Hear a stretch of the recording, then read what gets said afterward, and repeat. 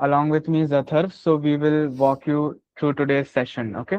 So today's session is about the sensor-based project, right? So we will work on two sensor-based projects. But before starting that, we'll start with a few basics of how Arduino works, like about the pins and how the code works and all the decision-making process. So once that's covered, then we will start the two sensor-based projects.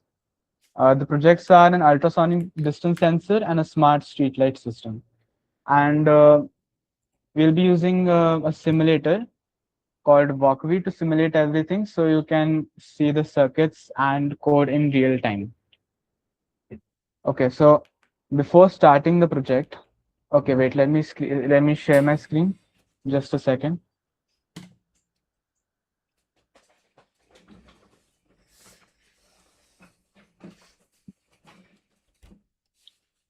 Okay, so we're using Walkve, right? So you can actually do the project along with us, or you may just watch the presentation and do it later after the class. So we'll go to start from scratch and we'll start with the Arduino Uno. So we'll use the Arduino Uno as the main microcontroller. All right.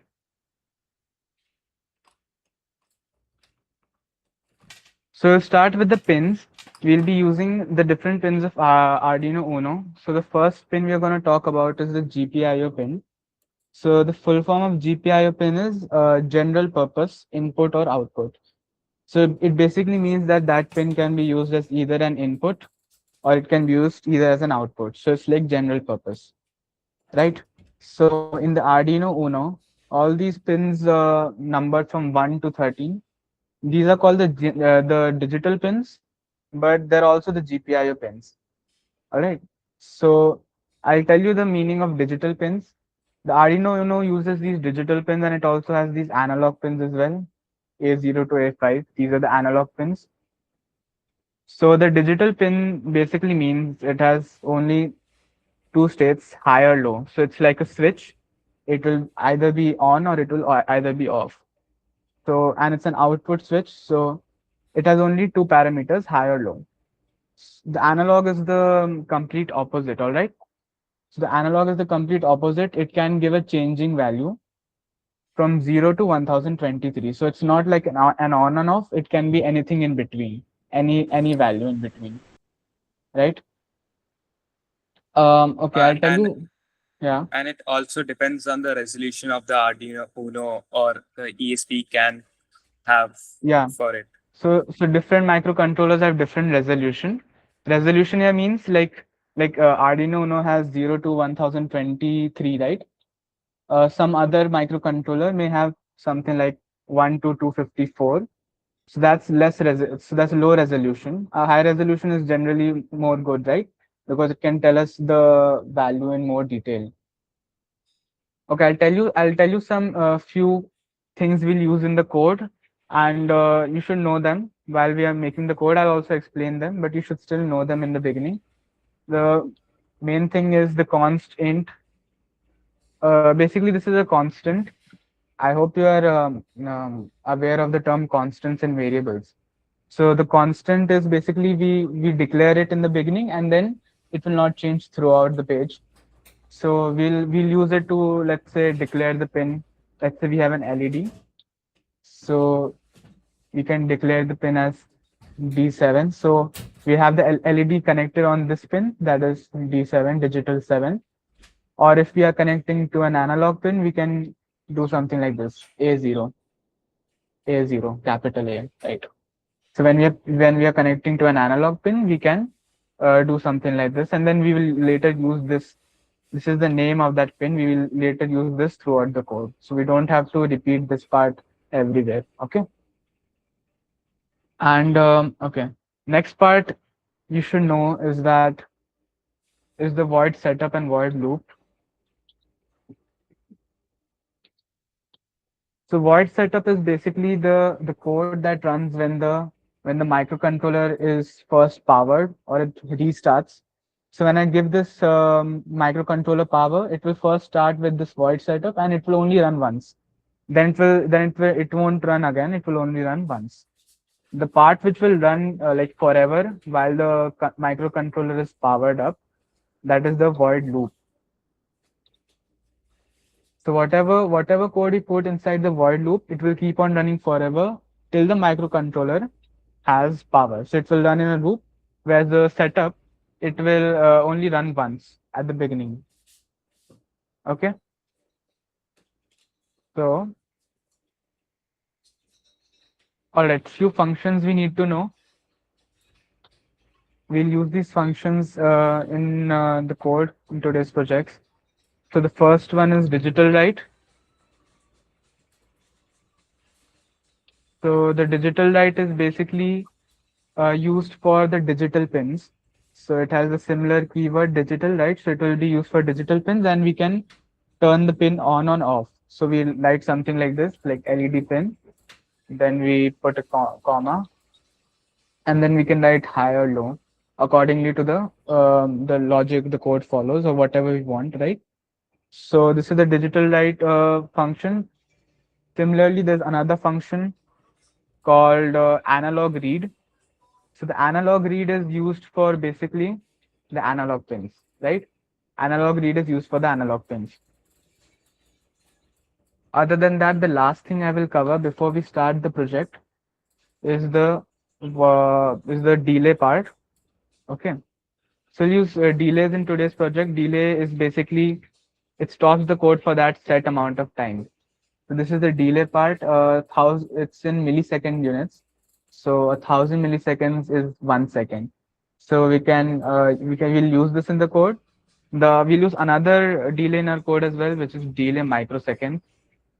And the first one is milliseconds, right? The second one is microseconds. So it's a different unit. So this was all we are going to use in today's project. So okay, let's start with the first one then. I also have given you a sample code in the chat.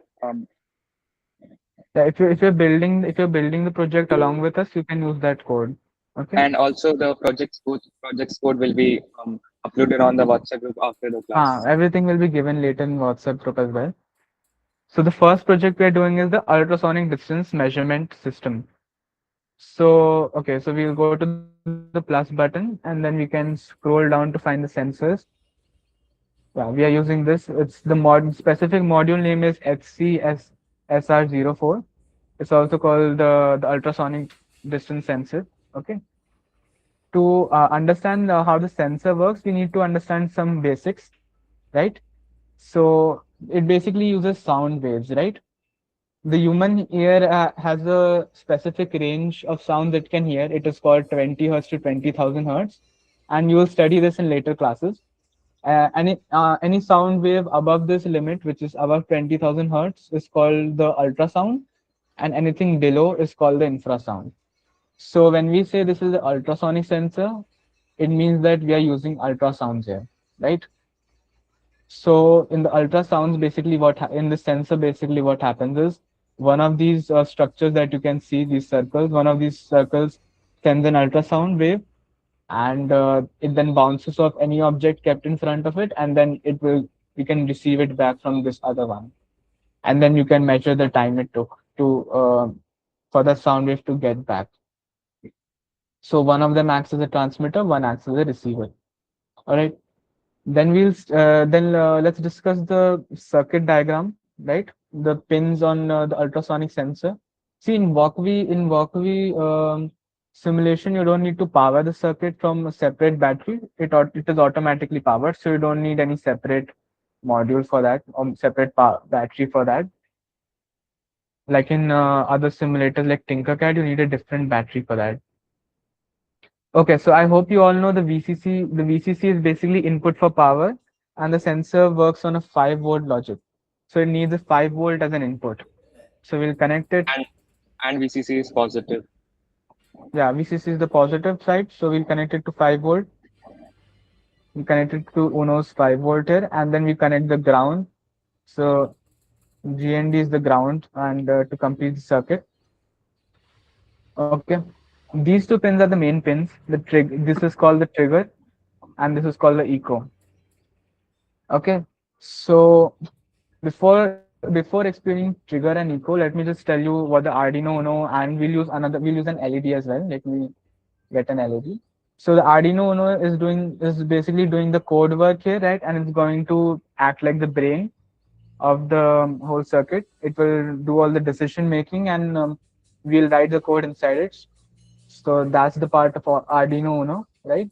And we'll use the LED as an output. So we'll put a threshold, something like if we detect an object at a distance of, let's say, 50 centimeter or something less than that, then the LED will switch on. So we'll use the LED as the output here just to show how it works. Okay, it's not necessary as a part of the circuit though. So the trigger here is basically, it is an input to the sensor and output from the Arduino side. Just a second.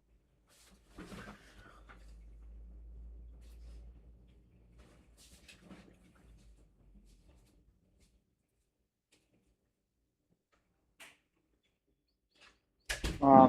So let me take over for the time being. So if you can see the PPT, you can see that we were doing the eco and trig pin.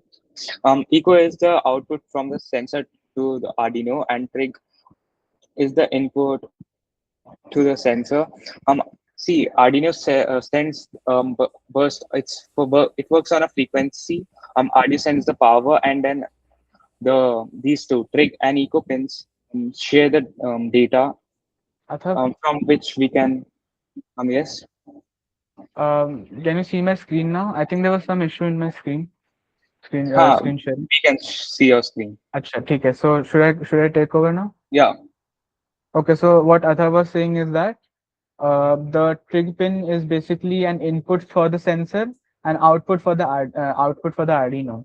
So basically, how it works is the Arduino will send a high voltage to the trigger pin, and then that will tell the sensor to send the sound wave. So it won't keep on sending the sound wave in a continuous manner. Okay, so it will only send the sound wave when we send it a signal through the trig pin. All right, and the echo is the opposite. The echo is the output from the sensor and input to the Arduino. So basically, when the sound wave comes back, the echo will tell us how long it took for the sound wave to come back. Okay, it's a bit simplified, but you can understand it through this way. So we'll do the connections now, right? So let's connect the trig pin to, let's say, D9, okay, and let's connect the echo to D10. For the LED, the wiring is something like this. For the LED, actually, we need a resistor here. The reason being, Arduino boards send a voltage of 5 volt. So the output is 5 volt, and the LED can't handle such a large, such a large current. So we need to use a resistor here. It will basically reduce the voltage. So the longer side is the anode. The anode is the positive side. So we connect the anode to the digital pin. Let's say 6. Let's connect it to D6. We'll connect the cathode, which is the negative side, to the resistor, and the other side to GND. So these are our connections. All right. Now let's start with the code. Then I'll explain you the circuit flow as well at the end. So we'll start with declaring the pins. Let's say trig pin. So our trig pin was at D9, right? Int echo pin.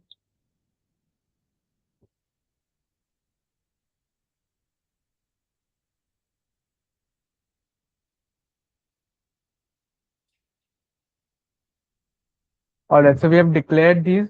So whenever we want to do something with these pins or something with that, the LED or the sensor, we'll use these names throughout the code. Okay, now we'll start with the word setup. So now here we will define what each pin is according to its if it's an output or an input. Yeah, so we'll define if the pin we are using, it is an output or it is an input. So we Maybe use this first function. we also need to set up the baud rate serial dot begin 9600. You know. So what Atha was saying is, Okay, we'll do that after this part. So we are gonna tell the Arduino what each pin is. So we know the trigger pin is the output to the Arduino and input to the sensor. So we're gonna put the trigger as output. And we also know that the echo pin was the input, right? Yes. So we'll put input here. And lastly, the LED pin. The LED pin is again the output.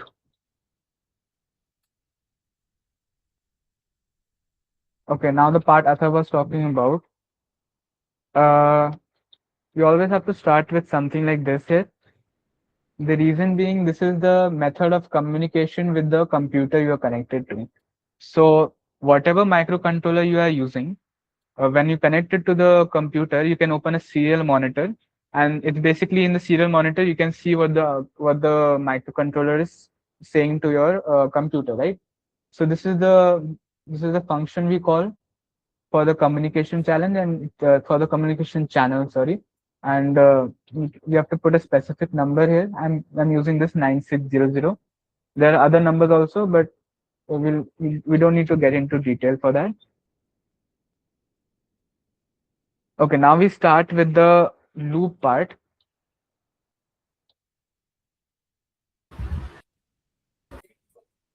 Bhaiya, I will have to leave now since I have my doctor's appointment right now. Okay. Yeah, that's fine. Okay, Okay, thank you. Bye. okay. So for the loop part, we will start with digital light. So digital light, as I told you, it was for the digital pins, right? We're gonna mainly use the trigger pin here because that is gonna tell the sensor to send the sound wave out, right? Let me just write this code out, then I'll explain this part.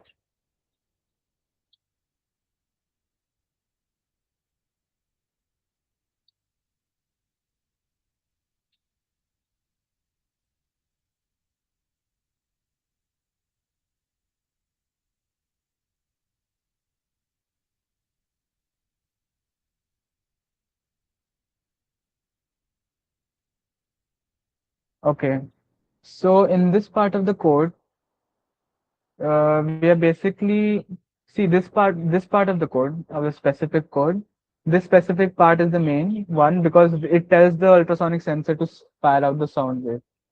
See, anything below this number, below 10 microseconds, it won't, the ultrasonic sensor would recognize it and it won't send out the sound wave.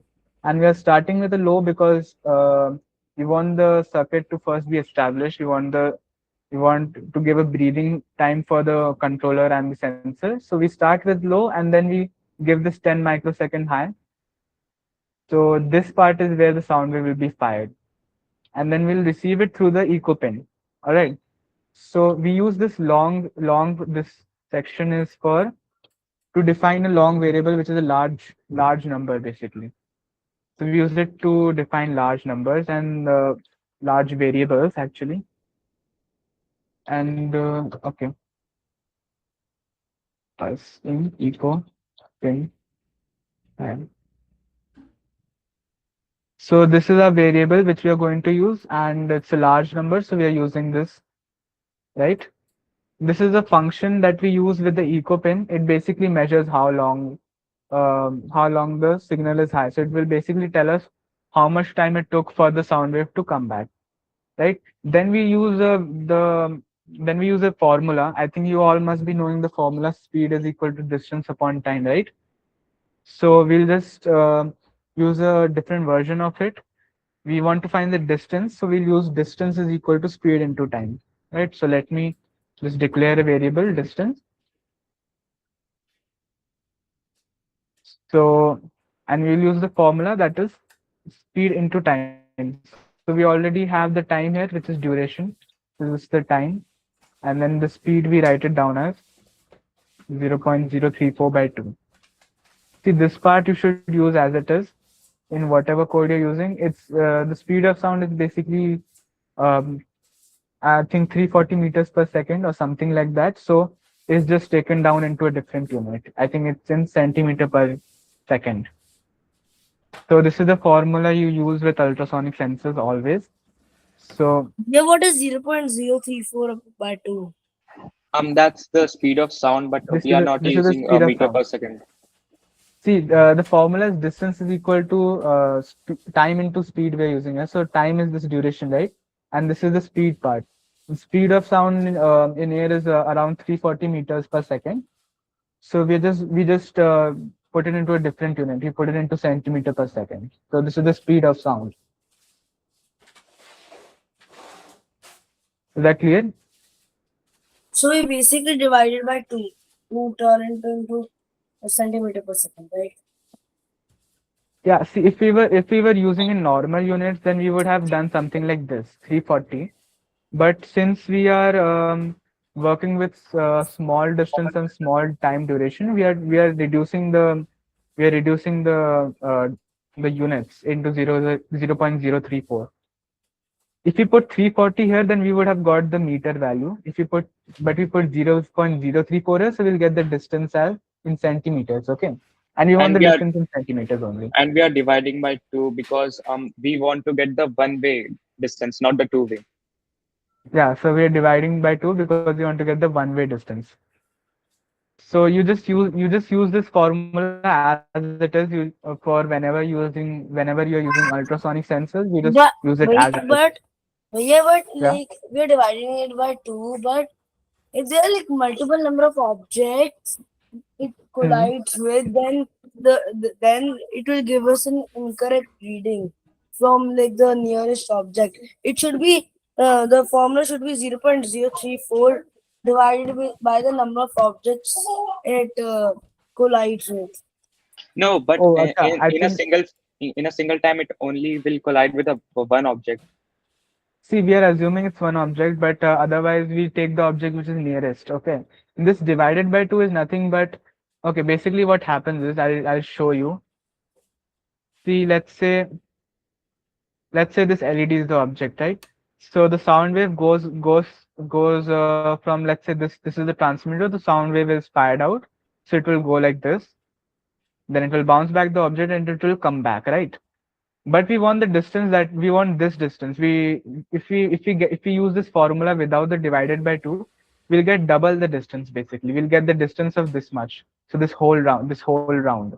But we want the like one-way distance. That's why we are dividing it by two. All right, it's not for the objects. Okay, object it will automatically take the nearest object only. Is that fine, or is there if you or you want to ask something else as well?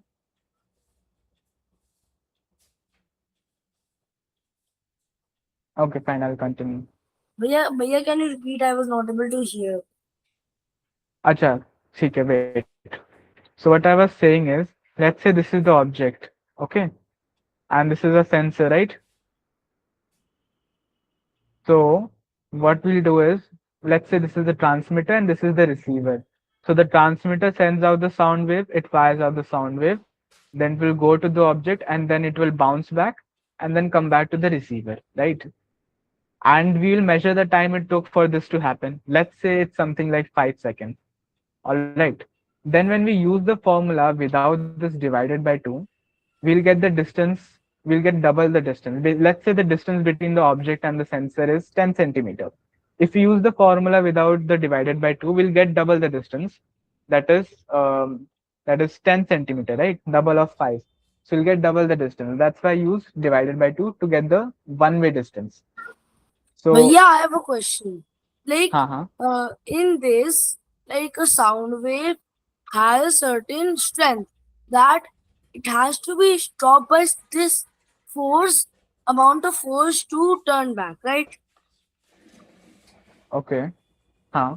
So, Continue. if there's an object very near, but it is Hmm. placed in such a position that the sound wave passes, only touches that object, and that touching force is not do- has, does not have the force to turn the sound wave back, and it goes to the next object and bounces back. So we will get the distance to the next object, not the object closest. So how can we like take this problem and find a solution to this problem? Okay, so I think what you're saying is that some objects might not rebounded back with as much force. That's what you're saying. I- Is that what you're saying?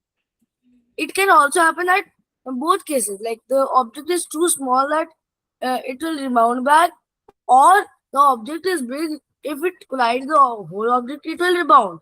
But it collides a very short, small portion of the object, which can Hmm. be still be dangerous to the robot, but is not does not emit I, so much oh, force so that the sound goes back.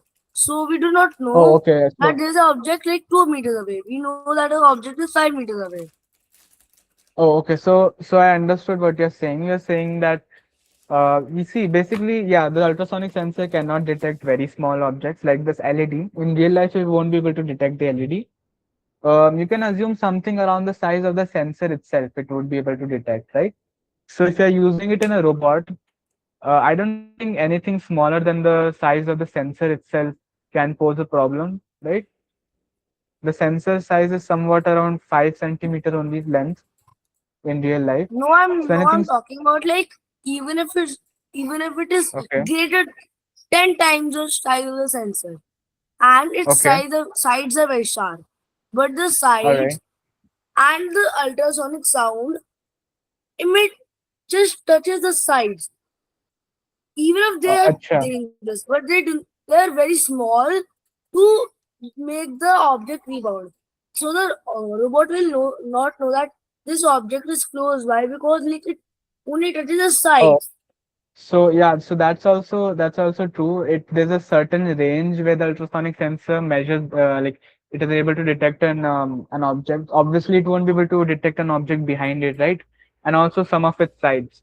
So what you do in that case in your robots, you attach the sensor to a servo motor, right? and And then rotate you it. can, yeah, and then you can have the servo motor rotating, so it can cover all fields basically.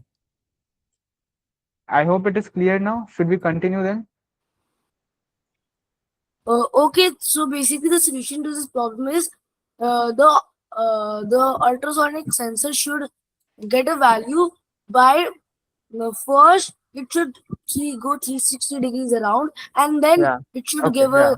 object. It is Yeah. Yes. closest. Yes. Your voice was a bit unclear. So I think what you're talking about is the range.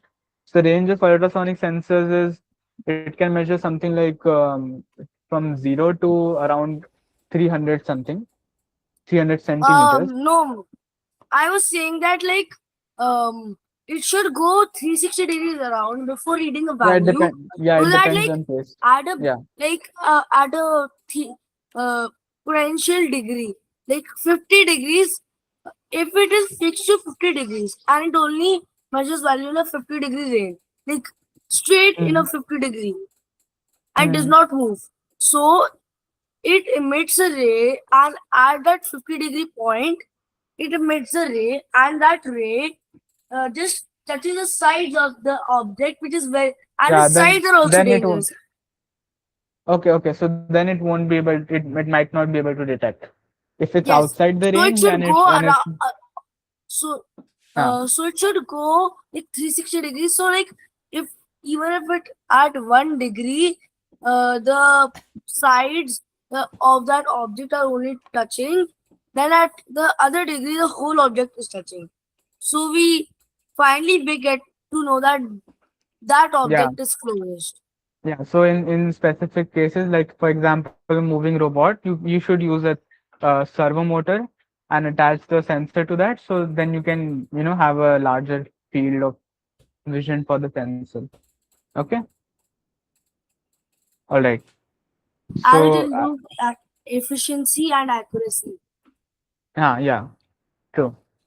So let's go ahead then. All right. So the next part here is serial.println, and then you Now, put in the this is different very values. important whenever you're writing your code because Yeah. it will help you debug your errors and all.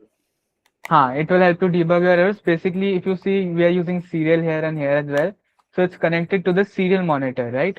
So when you use this function serial.println, it will basically print that value into your serial monitor, right?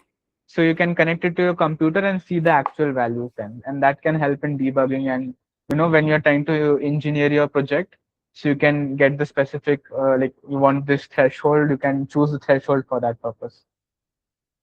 Okay, then the last part, this is the next part. All right, this is the most important one. This is the decision making part of the code. Okay, so we use an if else statement here. I hope you guys know what is if else, or is self explanatory as well. It basically says if the distance is less than 20, then we'll do a certain thing, and that certain thing is we will switch on the LED, right? LED thing. Okay. Okay, so now the Right. distance we are using is now the 20 is centimeter.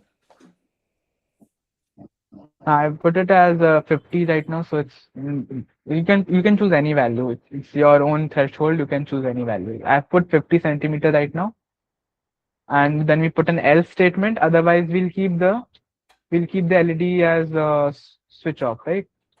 LED pin low.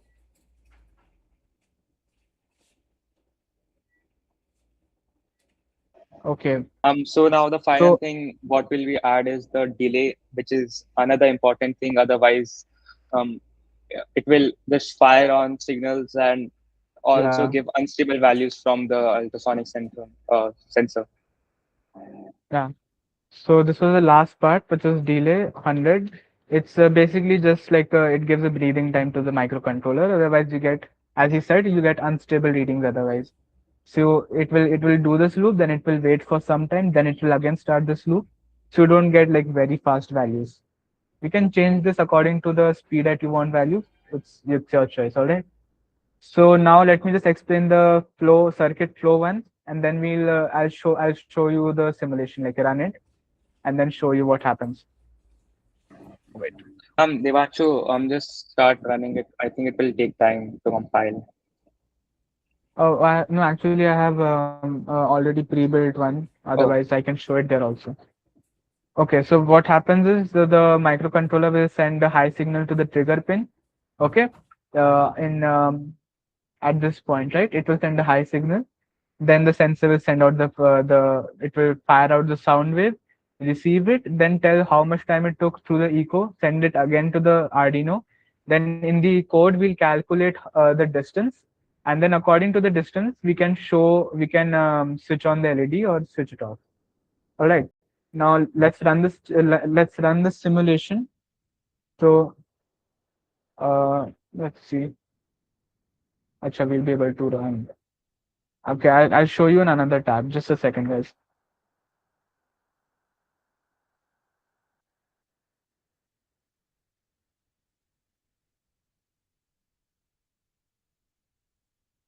okay. So till then, I am also sending some code if you want to check simulate the code. The software we are using is Walkv. The code is in the chat. Some of it and the projects we will the code for the projects will I will share it after the Oh, session. Athav, is this visible? Yes. Okay, okay. So we'll run the code. Let's see. This was our code, right? So you can see the values there. This is the serial monitor, okay? So you'll be able to see it in your computer like this in the serial monitor. You will see the values. Um, in the real life, you can test it out by using an object, but here we use this drag bar, right? So let's say I put the distance to something like this, the LED is not on. And if I put it something which is lower, see the LED switches on. So this was the first project, right? Any questions? Uh, can you please For this? explain how the distance is measured? Acha. Okay, this part. Yes, how is the distance measured in real life? Not in the code, but in the real life. Not in the code, but in real life. No, like in the circuit, you said Yeah. that if the distance is less than 50 centimeters, no, sorry, 20 centimeters, Hmm. then it will glow the LED, right? Yeah. Right. So if you're talking about like in the simulation, you just click on the sensor and then you can drag this, something like this. See the LED is off, and if you reduce the value, the LED is on. How Okay. does it like? How does it like measure the distance between the Acha, those two? so acha, see in this simulation we can't use a real object and then like actually do it that way. In real life, you will have it like you can use a hand or something, and if you bring it closer, it will actually show you the reading, and if you remove your hand, then it will show you different readings. So in the real life, it will show you properly. But in this simulation, since we can't use a different object, right? There's no object here we can put in front of it, so we just use the drag bar. It's built in Okay, fine. simulation function. It's not in real life, right? Yeah. Okay. In real life, you will use an actual object, and then you can measure. Okay, anyone else? Achha, there's something in the chat. The speed of sound is different in water and air and solid results are the distance measured by them. No, that should not affect the distance. That should not affect the measurement. Okay. The code for this project is be uploaded on the WhatsApp group. Huh. So if you're doing it side by side, you can copy it from there. Okay. So let's start the second one now.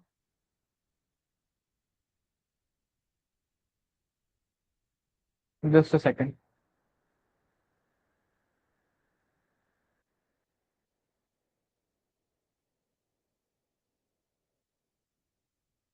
So I think the screen is shared, right? Athak, batana. Yes. Screen ठीक है, okay. हाँ, yeah.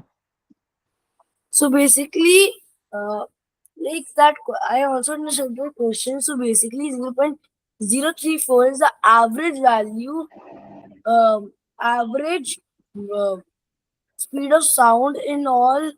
Like this is a there No, is a no. specific value for the speed of sound in air, but like if the हाँ. speed of sound is different, then the value will also change. Like if you multiply 2 by 2 and if we multiply 3 by 2, the values come different. So 2 and the difference between 2 and 3 is what? Similarly, the values of speed of sound in air and other mediums are different. Hmm. And Yeah, that's true. So like 340 that, meter per second is the average speed in air. It's not in other, and it's not the same in water and solids. So it's the average speed in air, and we use that only for most projects. so how will Uh, we how will we design ultrasonic sensor which can like work in all mediums? So we need See, if air and a medium to propagate the sound. So for example, if Yes. you want a ultrasonic sensor which can work in all mediums, we would not call that an ultrasonic sensor. That would be an example of a LiDAR or a radar. Why? Because LiDAR and radar are electromagnetic waves and these waves can propagate in any medium. For example, they do not require any medium. So for example, when you see like the radio dishes for your TVs and all, they receive signals from satellites. These satellites are located in geostationary orbits, which means that they hover at a particular point in the sky. For like when the installer comes at your home, he points the satellite dish in a particular direction. That is so that it points exactly where the satellite is located and the signal is maximum. So if you want to figure out the distance, we can use the satellite as an example. And for example, GPS itself uses three satellites, but these are not geostationary satellites. They move around in an elliptical orbit around Earth, and they orbit in low Earth orbit. So three satellites together can tell the exact position of the point, and that is known as triangulation. And so if you want to measure distance between objects without a medium, you would ideally be using lidar or radar sensors which use electromagnetic waves. So you're basically saying that ultrasonic sensor is better for shorter distances where the medium is there and you want like cheaper things, but for better like, so in terms of efficiency, radar or lidar are better than ultrasonic sensors, right? Yes, ultrasonic sensors is great for what we do hobby level, but if you want to make professional solutions which work long term accurately and do not have any like big drawbacks, then you would obviously prefer LiDAR radar. That is why LiDAR is used in some of the autonomous cabs that we have in America. Yeah, Thank you, LiDAR, Vijay. radar have a much larger range as well, no? Yeah. Okay, Vijay. Yeah. Okay, so we'll continue to the next project, right? Second project. So the second project is the street smart light system. So basically, the project in this project, what we're doing is we'll use a module to detect the brightness of the surroundings, and if it's bright already, we don't need the street light. So we'll have the light switched off, and if it's dark, then we have this light switched on. All right. So that's what we are gonna do here. For that, just a second. Yeah. So for that we need the sensor to scroll down and then yeah, photoresistor LDR sensor. So this is the sensor we are going to use. So the full form of LDR here is light dependent resistor. Okay. And it's also called a photoresistor, by the way. And basically what happens here is that the resistance changes according to the brightness in the surroundings. So, for example, if it's an like ambient surrounding, if it's bright around, then the resistance becomes high, and when the resistance becomes high, it blocks the current flow, and then we'll detect it through the Arduino. And when it's dark, when it's like night outside, the resistance becomes low, and then the current will flow more easily, and there'll be more voltage, and we can detect that through the microcontroller again, right? So you can think of it as gate, right? That will close up when the light is there, and it will open up when there's no light, when it's dark. Okay, so it's kind of like the pupils in our eyes, how they react to dark and light, right? So again, we'll use the LED here as an output. So when the darkness is when the light is less, and like suppose it's nighttime, we'll have the LED switch on so that there's light around. Like you can think of the LED as a street light here. Okay, now for the LDR module, there are basically three pins we are going to use. Again, we will use the VCC and the GND, and it runs on 5-volt logic again. So we will power it through 5 volt. And the third pin we'll be using is the most important one. It's the AO. So AO stands for analog output. So it's again an analog value.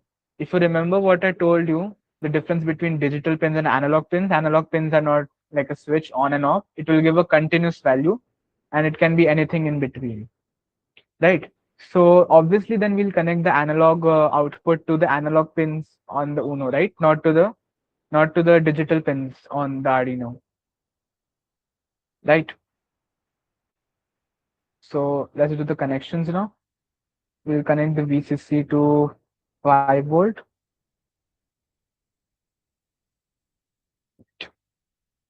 Then we'll connect the GND to ground on the board as well.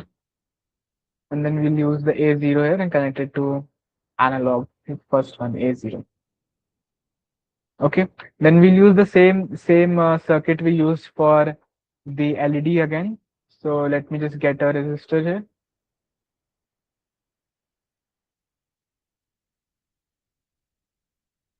So this side is the this side is the anode, sorry. And then we connect it to D6. The cathode is connected to GND, ground. Yeah, so that's the circuit we are going to use. right? I'll explain you the circuit flow again in the end, like I did for the previous project. So let's start with the code part now, right? Coding part. So again, we'll declare the pins. We'll define them. LDR pin.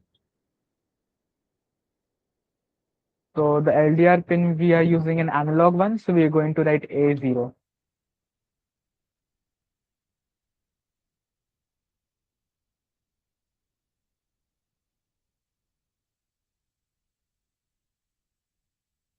And then again, we are going to use the void setup here.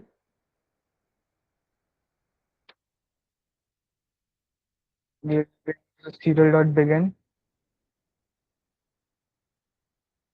Atab, can you also paste the code in the chat so that if anyone is doing, they can copy as well. Okay. Uh,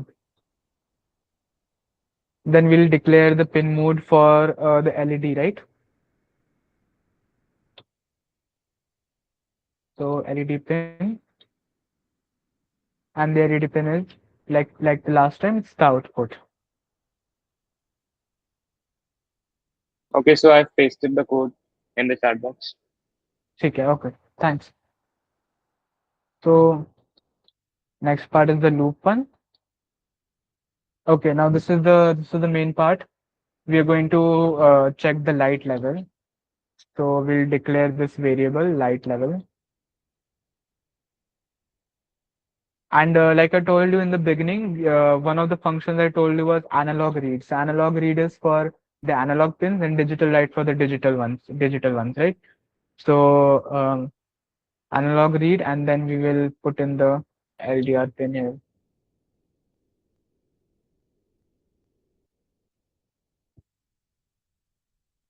Then we can print it in the serial monitor as well.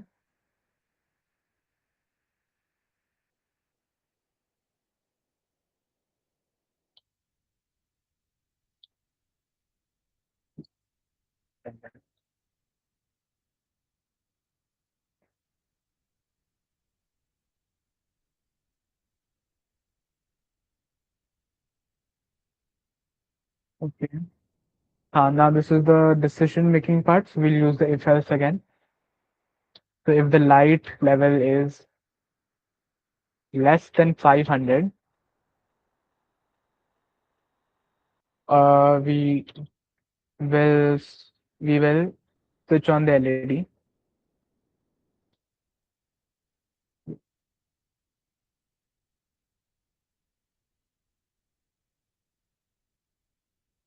So this is basically if it's less than 500, we can classify it as night. So let me just like put it into comment. This is night. Okay. And then we have the else. We're going to keep the LED pin low. So is this is the day. Okay. And then again, like last time, we put a delay as well.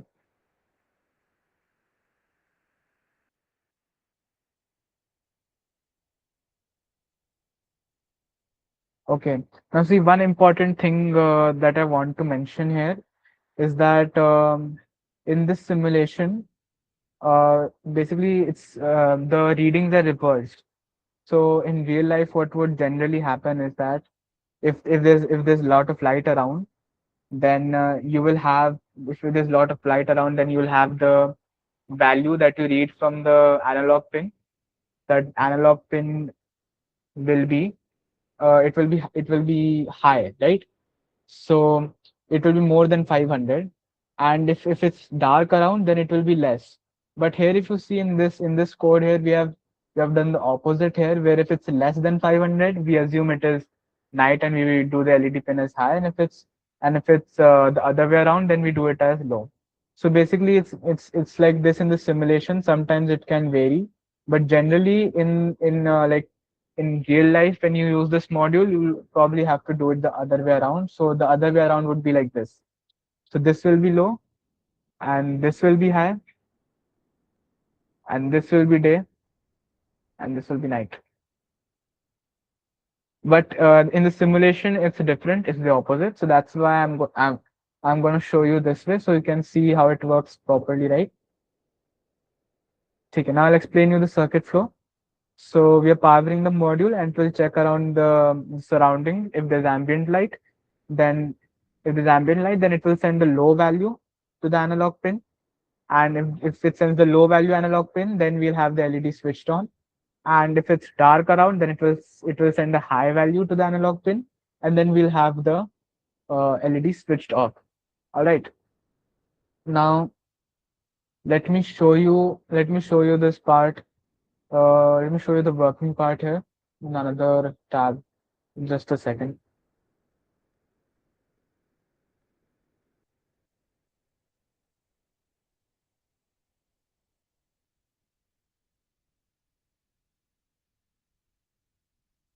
I'm also Yes. sharing the PPT in the WhatsApp group if you want to check it out. Huh. Atharv, it's visible now. Yes, it's visible. Take it. So let me just run it. Okay, so you can see the values here. This is the serial monitor again. You can see the lights are. See the light is on. Right.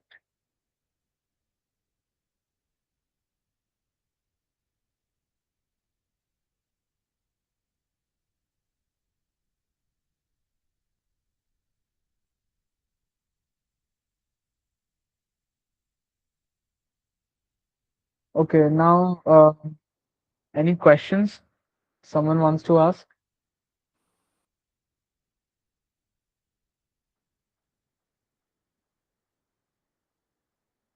I'll share the other one again. Huh? This will not work on transparent objects, right? Wait just a second. 1 minute. Huh? Let me share my screen, then you can ask. Okay. The IR sensor or The IR sensor, yeah. it will not work on transparent objects, right? The IR sensor will not work on transparent objects. See, if there's enough light and light is passing through the transparent object, then it just detects the light. The IR sensor, it's not a cam module. By cam, I mean it's not a camera module, and it's not like the ultrasonic sensor. It will just detect the light or dark. All right.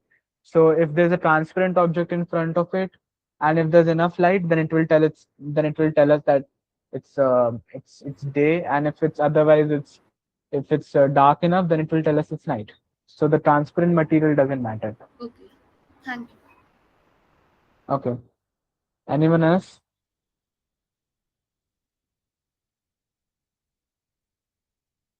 See, I also wanted to tell you a bit about I also wanted to show you the GPIO pins here. Let me just check if this has ESP32. You have to open another template for that. अच्छा हाँ ठीक है wait.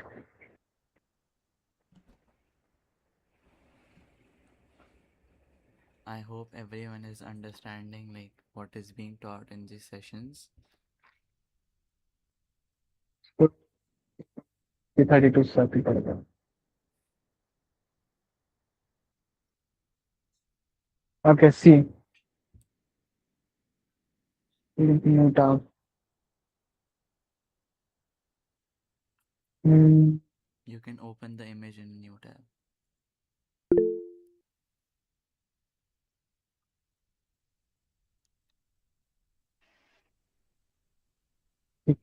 Also, guys, This can is you like, visible now? yeah, can you हाँ. guys like write your names, like your real names in the chat box, because I will be making the certificate, so I need the names. Along with your mail ID in which you want the certificates to be sent. And because I don't think like everyone has joined by their real name. So that would be awesome if everyone could Uh, write. yeah. Someone has raised his hand. Yeah. Like, I had another question about the ultrasonic sensor. Like, how Okay. will the ultrasonic sensor detect like liquids, because like liquids do not make this sound go back. They just make the sound slower. Hmm. So you're saying that there's an object and there's like a tank in front of it and there's water and something like that, or there's a Uh, change in medium. A change in medium. That's what you're saying. like if there's a liquid medium. So like there's a change in medium, right? So it's like it goes from air and then it goes to water. That's what you're saying. Because the Yes, ultrasonic sensor won't work in water, so you'll have it in the air obviously, right? See, yes. hypothetically, I guess it will work because the sound does travel in water as well. But like I'm not sure how well it No, work and I'm huh? asking like uh, it is moving in air and there's an obstacle which is liquid, like a liquid obstacle. Okay. Like there's a Huh, small lake and uh, it it should not go into the lake and it has to use an ultrasonic sensor to prevent it from going into the lake. But the liquid inside the lake will not make the sound go back. It will just like absorb, make the sound slower and slowly absorb the sound. It will not true. absorb the sound, make the sound So slower. So we, hypothetically, yeah, though we I'm not actually, sure here. yeah, we Uh, actually have an ultrasonic sensor which measures water level. So you could use that with your projects, and it is a non-contact ultrasonic water level measuring sensor. If you want, you can search it up on Robo as well. So So basically, that sensor basically we can integrate into that project, and if with a what we have to like with a lake as an obstacle, it will automatically turn on that, and when this first the sound will touch water, it will detect that there is water and will send a signal. yes, so we have one example here. This is an large range high precision ultrasonic water level sensor. So again, like you said, it works on the principle of ultrasonic, and it works on UART, high precision, low power, etc. So there are So multiple devices. we will have to integrate the water level sensor and the normal ultrasonic sensors to work both in water and air, like to see land obstacles as well, and to calculate the distance between land obstacles as well as liquid water liquid So obstacles are as you well. saying that we will be having land and water obstacles at the same place? So Like in that if we case, want to, the water would be contained in some container, right? So the ultrasonic sensor will detect that container only. It's no, not I'm like, talking like huh? the open water, like In the open small, water, obviously, yeah. very small pond in which it should not go because like and it will like detect the distance between the first side of water in the pond instead of measuring the bottom of the pond, the bottom of the pond. So you can just use a water level sensor to detect that how Yes, far up the water is to your actual bot, and then you can use the ultrasonic sensor to avoid any obstacles. So there is but no the problem is like hmm. many like lakes, so like many ponds are very are like like many objects like absorb sound. And what can we do? Like if the if it never reaches the bottom of the pond and it like reaches it till 2 meters of the pond and it calculates distance to 2 meters above the pond, above the pond, and then it will give incorrect readings.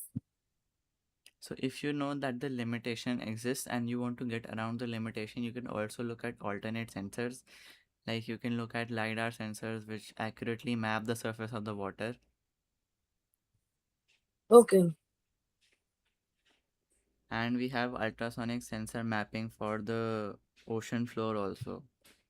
So it is not like that I'm does not not talking work. about the I'm not talking about the ocean's floor. I'm talking about the first sight of water. Like water is the obstacle.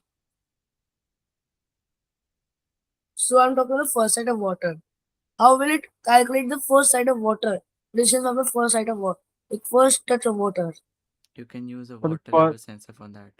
yeah, for the What do we first get? site of water, you will use the water one, right? Water So variant of the for ultrasonic. land and water obstacles both, you have to integrate both the sensor into a project, right? Yes. So Yeah. you will use water level sensor to detect any water on the path, and then you will use ultrasonic sensor to detect any other obstacle.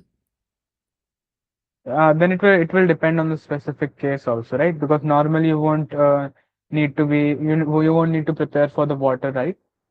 Water variant, so you won't need that one. Generally speaking, you will usually only require the ultrasonic one. But if it's something specific, like in your project, it has contact with water or something like that, then you should use the alternative, right? Is that clear? But like you have to integrate both the sensors. Is it there any sensor which can do both things at the same time? You can use CV in that case because CV is able to distinguish. But the problem with CV is that then you will have to make your project more complex because CV runs on the machine itself. And since the things we use, for example, if we use a Raspberry Pi, it is comparatively slower to actually run the model.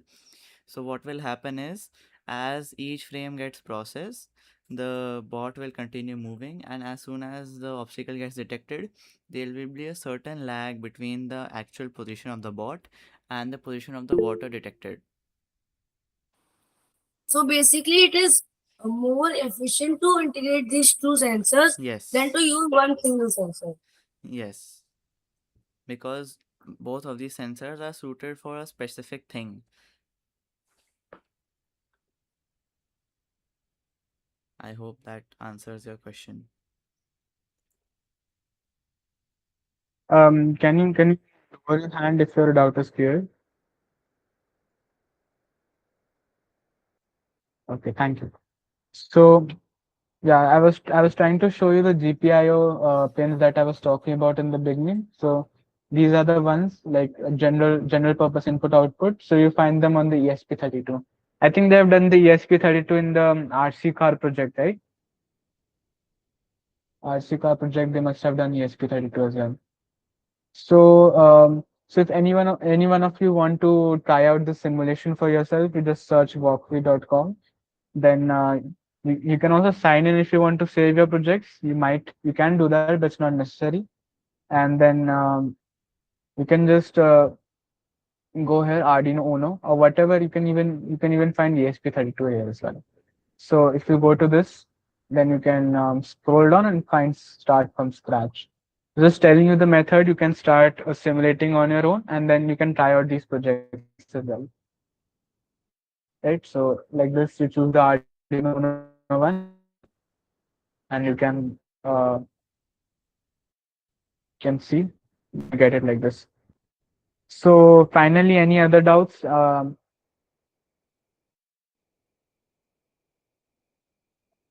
Should we end then? Can you please share the recordings of all the questions?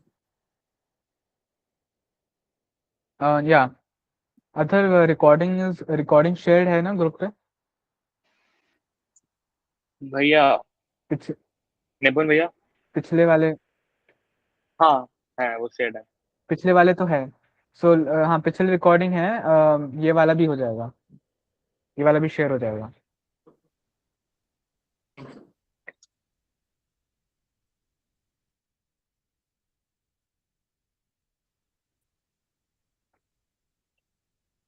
निपुण भैया, Yes. should we end? अगर किसी को कोई doubt नहीं है तो we can and. ठीक है. All right. सबने लिख दिया है ना अपने नेम्स जितने भी प्रेजेंट हैं यहाँ. ठीक है. व्हाट्सएप पे भी लिख लेते हैं ना. व्हाट्सएप पे भेजे So उन्होंने. yeah, so